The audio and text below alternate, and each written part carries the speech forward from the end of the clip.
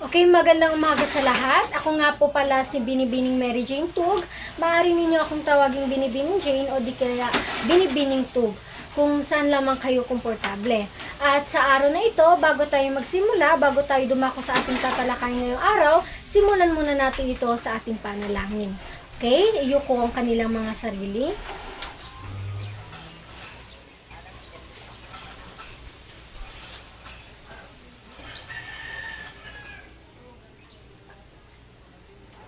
Okay, amen. Bago ang lahat, ito muna ang ating layunin para sa araw na ito. Ngayon, bago tayo magsimula, may ipakita ako sa inyong larawan na kung saan bigyan ninyo ito ng interpretasyon kung ano ang kanilang naintindihan base sa larawan na aking ipapakita. Okay? Base sa larawan na inyong nakita, ano ang inyong naintindihan? Anong inyong interpretasyon o ideya base sa larawan na inyong nakita?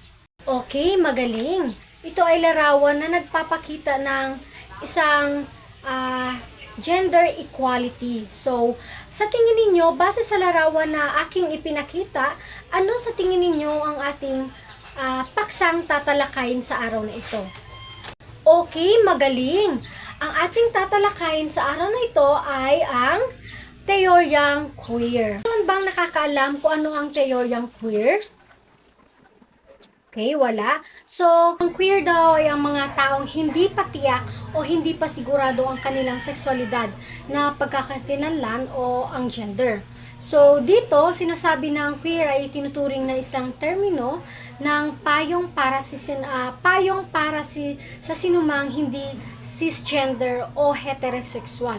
Ang queer ay maaaring gamitin ng mga taong nag-iisip na iba ang term na tulad ng gay, tomboy, o bisexual ay masyadong nililimitahan o hindi kinatawan ng isang o ng kanilang pagkakakilanlan. So, musbong ang teoryang queer mula sa pag-aaral tungkol sa mga bakla lesbiana na nagsimula noong kalagitnaan na ng dekada 80 na sumandig sa mga feministang pag-aaral. So, ngunit para sa mga teoristang queer, higit raw na malawak ang pag-iimbestiga sa pamamalagay na ito. So, tinitignan at pinag-aaprubahan o pinag-aaral o sinusuri sa pananaw na ito ang mga bagay na itinuturing na sa kategoryang normative at deviant.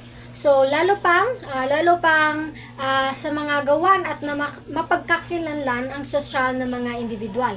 At dito sinusuri ang pagiging kakaiba sa karaniwang o pagiging natatangi at kataliwasang pandalawahan o binary opposition ng teoryang queer. So, upang higit na maunawaan ang kaisipang taglay ng kategoryang ito, mahalagang maunawaan ang pagkakaiba ng kasarian or sex, gender at sexualidad.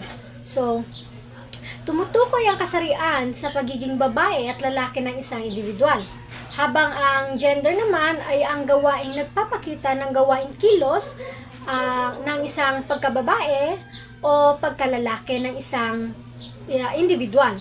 At dito, tinuturing na hubog lipunan o social construct o tinakda ng isang lipunan. So, base dito, ang sexualidad daw ay ang pagiging homosexual o heterosexual ng isang individual.